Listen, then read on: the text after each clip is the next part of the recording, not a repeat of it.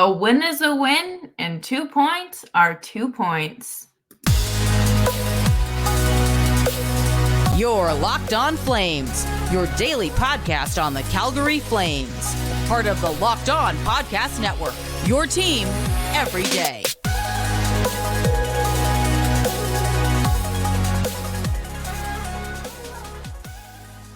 Hello, everyone, and welcome to today's episode of Locked On Flames. As always, I am your host, Jess, and thank you so much for joining me. Today's episode is brought to you by FanDuel.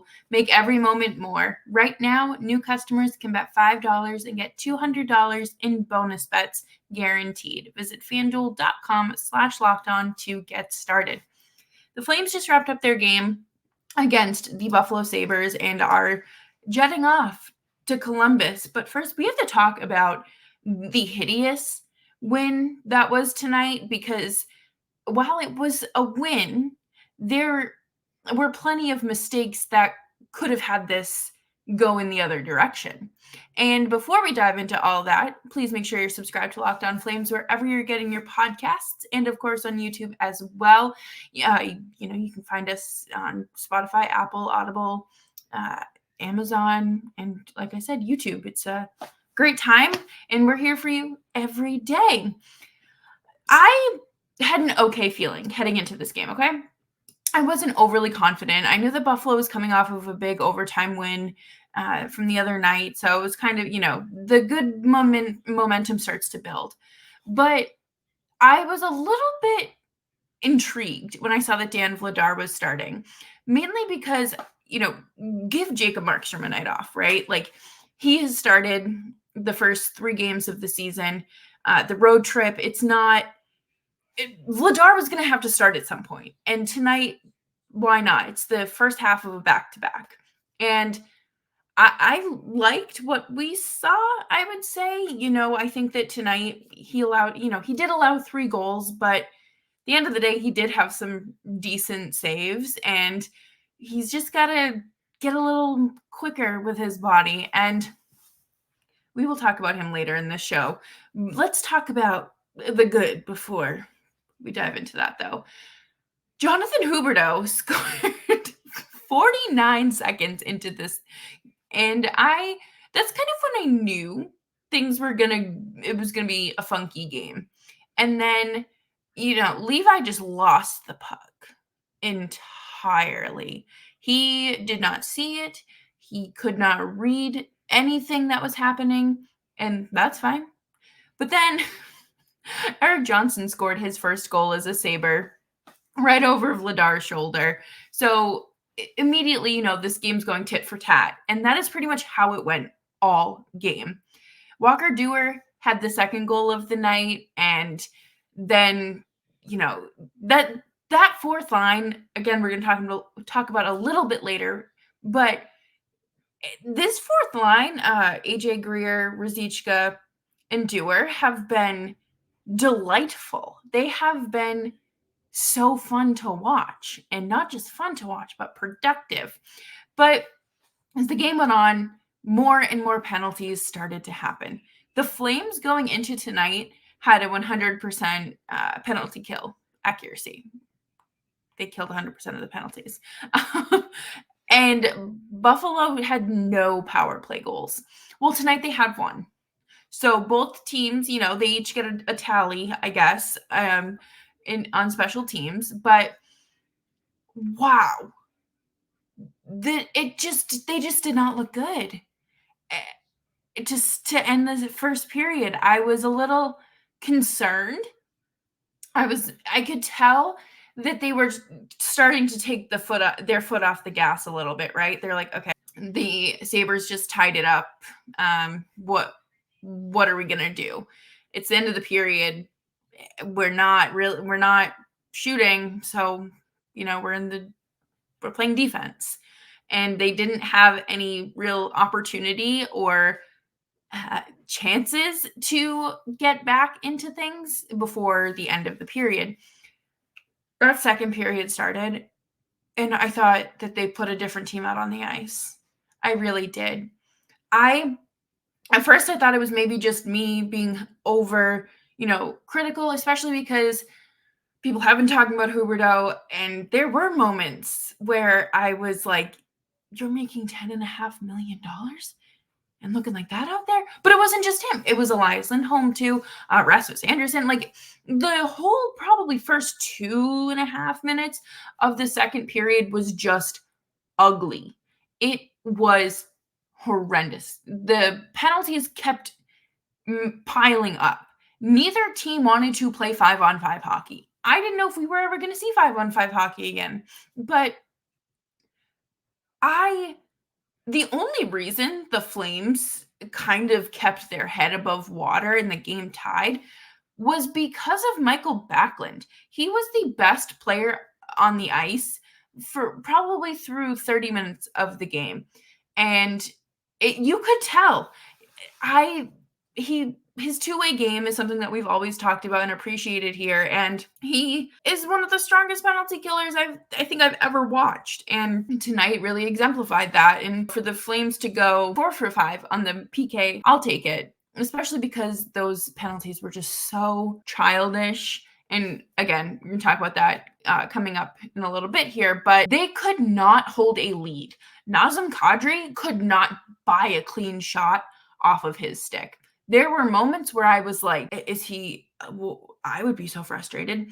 And there were just not any good opportunities for him. And I'm sure he's frustrated, and I'm sure that it's, starting to build, and that first goal of the season is going to be super, super sweet. However, Blake Coleman, he scored, and it was early in the third where I was like, oh, okay, like this is good. This is good. We're hanging on here. We're coming out guns a-blazing. We're starting strong. Pedal to the metal. Picked ourselves back up after the second period, and then Buffalo scored. I think 30 seconds after. So now we're back tied 3-3. Okay. I blinked in the fourth line. AJ Greer, Igor Sharangovich, and Adam Ruzicka, they worked together, and Ruzicka had a goal, 4 points in 4 games for Ruzicka, which is fantastic. Greer and Igor have their first points as Flames. And then something funny happened. Elias Lindholm just kind of shot the puck.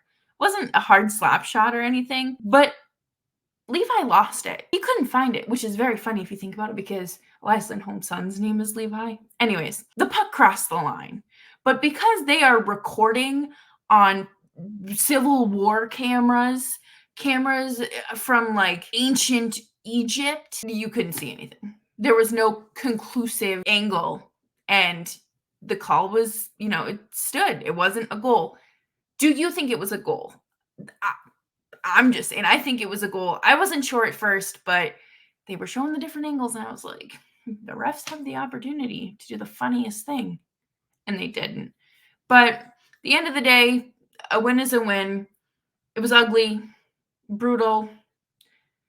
If this is how they're playing on the first half of a back-to-back, I can only imagine how it's going to be on the second half. And we will have all of your Columbus Blue Jackets coverage tomorrow, but we are going to take a quick break here before we move on and talk about the snowballing mistakes, because wowee, the Flames certainly do love to give us a good heart attack, huh? But before we do that, we are going to take a quick break here, and I'm going to talk to you about FanDuel. If y'all have listened to this show for any point in time, especially last year during the playoffs, I was using FanDuel all the time to place my playoff bets. But right now, it is time to snap into action this NFL season with FanDuel, America's #1 sportsbook. Right now, new customers get $200 in bonus bets guaranteed. When you place a $5 bet, that is $200 in bonus bets, win or lose.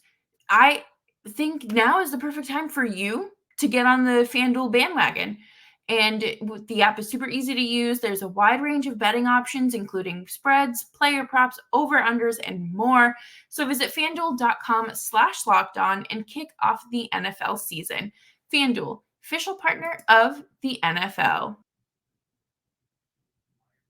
Well, thank you everyone for hanging out with me on tonight's, I guess, kind of late night edition of Locked On Flames. Flames are on the East Coast, so I can record after a game, and it's nice to just immediately talk about the game and give you that nice, fun, immediate reaction. So stick around, obviously. Nick and I will be doing your coverage the rest of the season, and we're just starting. So make sure you're subscribed to Locked On Flames wherever you get your podcasts. I had a lot of feelings about tonight's game, mainly bad ones. That's not true. I don't think that they were bad feelings. I think that the product on the ice led to the ick. If you use Twitter, I'm sure you know what the ick is. And the Flames were giving me the ick. And every time they take an undisciplined penalty, or they're just, what Mangiapane did to Dahlin, like, there was no need for that.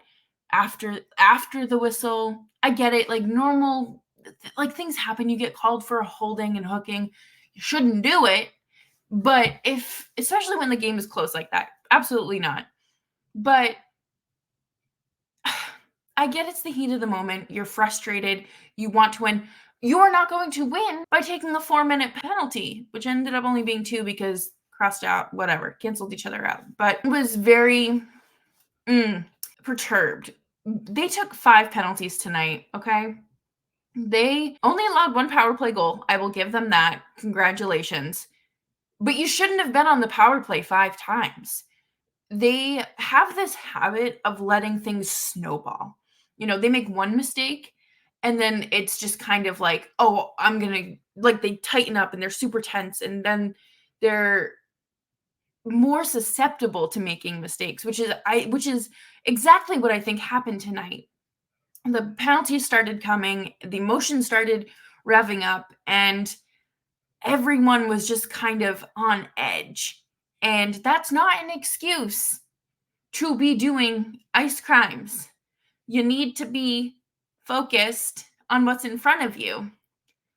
You cannot allow a penalty from the first period be impacting your mood and your, performance in the third period.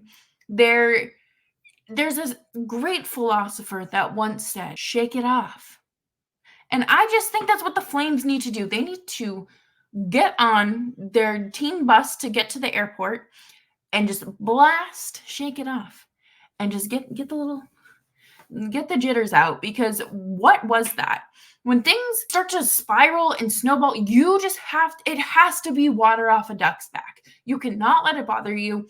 Otherwise, you are going to continue to make those mistakes, like Mangiapane and Dubé tonight. So, I don't know. I don't think immature is the right word, but just so undisciplined and unnecessary. You don't need to be cross-checking people. You don't need to be going after people after the whistle. This isn't the playoffs.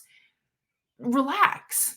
You're 4 games into the season, and you're showing that you have no control over your game, and that the team's kind of, I hate when people say mental midget, because I feel like that's used when players like actually get riled up and are provoked, but mental midget, quote unquote, and you're soft. The Flames don't have a fighter. The Flames don't fight. You're soft. Their words, not mine. But it is very frustrating. Like, if a team knows that you're coming to town and they're going to poke you and force you into those mistakes. It's like when you're like younger and you're playing with your sibling and I'm not touching you. It ends up being like that. And someone usually gets bonked over the head with the TV remote. But I really hope that there is a long talk tonight on the plane. I mean, I'm going to assume they're all going to sleep on the plane, but at some point, whether it be tonight or before the game tomorrow, tonight cannot happen again tomorrow. 5 penalties, you guys, 5. That's too many. And then to continue to ice the puck when you are on the power play with 8 seconds left? What are you doing? I was watching a very different team tonight. Like, this team went through a wild range of evolution and people on the ice. These were actors. They put the understudies in at some point and hoped that nobody noticed it was a body double. But the Flames just have to come out stronger tomorrow and here on out for the rest of the season. I am looking at the schedule right now to see. Okay, so they play 2 more on the road. They are in Columbus tomorrow, and then they're in Detroit. Oh, good place for Rasmus Anderson to be on Sunday. So hopefully no one is going to be riding any scooters. No more. Coming up next, we are going to talk about the 3 stars of the game because, well, I guess it's actually more than 3 stars because technically 4. But I do want to take a quick break to talk to you all about Jess Medical. Jess Medical is one of the essentials that you may need in an emergency. The Jess case is a personalized emergency medication kit that contains 5 essential antibiotics to treat the most common bacterial infections. You never know when you're going to get a sinus infection. You could be snowed in if you have an ear infection. And you can actually buy a gift card for family or your loved ones now on jasemedical.com. You can go to jasemedical.com and enter code LOCKEDON at checkout for a $20 discount on your order. That's promo code LOCKEDON at jasemedical.com. Thanks, everyone, for hanging out tonight or today, tomorrow, whenever you're listening. I greatly appreciate it. If you're into live tweeting and tweeting, I tweet a lot of pictures of my cat. He's really cute. You can follow me on Twitter at Jess Belmosto. Always open for discussions. I think that it's important to keep dialogue flowing because I'm always talking to my camera. Nick's here 3 times a week, but other times it's just me. I like talking with y'all online. So, 3 stars. Where are we? We are going to start with the 4th line. The Flames' 4th line consisted of Adam Ruzicka, AJ Greer, who they claimed off of waivers from Boston last week, and Yegor Sharangovich, who they claimed, or who they traded, who they got in return for the Tyler Toffoli trade. They looked like the best line out there for most of the night. I felt like every time I would look up, if I happened to be on my phone or taking notes, I'd look up and the 4th line was doing something, and they didn't look like dead weight. If you watched any Flames game last year and you saw the 4th line on the ice, you would say, well, someone's got to eat those 11 minutes a night. I looked forward to each shift that they were out there. And one thing I did want to note is that the Flames had a goal from each line tonight. The offense is getting going. So having the 4th line in on things is fantastic. I liked that, Ruzicka was able to get on the scoreboard. I think that Yegor Sharangovich should be back on the power play, or at least try to. He has a strong shot, and they're talking about how they need someone that has a strong shot. Like, just do it. Come on, like, we can get there. We can do this. Like, I will hold your hand and help you make these decisions. We all will. But I liked what we saw. AJ Greer is fitting in really well here. He didn't get a ton of playing time in Boston, which stunk. There's a little bit of a log jam going on in their really forwards and defense. So having the opportunity here to really hone in on those skills and refine them and be playing with players that are productive. When a lot of these guys come in to play on the 4th line, you're playing with the 35-year-old veterans that are on the league minimum or the veteran minimum for the sake of being here. And that's not how it is this year. And it actually feels very nice to watch a line that is, they're not going to be eating up a ton of minutes, but you can throw them out there and that They're not necessarily a liability, and you're going to get strong hockey out of them. I am curious to see if these lines stay the same for Columbus. I'm not against line shuffling, but I don't think it's the fourth line that really needs to be shuffled. I don't even think they need to be shuffled going into tomorrow. I might maybe switch up special teams. That's it. Backlund looked fantastic tonight as well. He gets some stick taps because he was out there killing penalties. Kind of bummed that he whiffed on 2 shorthanded breakaways. That was not good. That was kind of like you just let all the air out of the tires. You just like a punch, not a punch to the gut. That feels so dramatic, but just like a deep sigh, disappointment. And I mean, he still did a great job killing penalties and other efforts. So I'm not going to dog on him for, knock his entire performance just because of that. But Dennis Gilbert also had a point tonight. Hometown boy from Buffalo. So it's really great to see that. And he's not one of the stars of the game. Just a nice congratulations to him. He was there, did his job. I do want to talk about Dan Vladar. Talks have allegedly, supposedly, through the grapevine, ramped up. I talked about it on yesterday's show, but I was curious to see if anyone would talk about potential scouts at the game. I know that closer to the trade deadline, a lot of the beat reporters will tweet out, oh, scouts for this team, and this team are at this game. Or, oh, this GM traveled to the game. So I didn't hear any of that tonight, which, I mean, that doesn't mean that they weren't there. But the Flames do need to shop Vladar. We've been over this probably a dozen times since June, and it's nothing against him. It is really to benefit him so he can go get more playing time elsewhere. And tonight was a decent performance for him. I'm sorry. He let in 3 goals, but 2 of them truly, he was not moving fast enough. It was his fault. They were bad goals.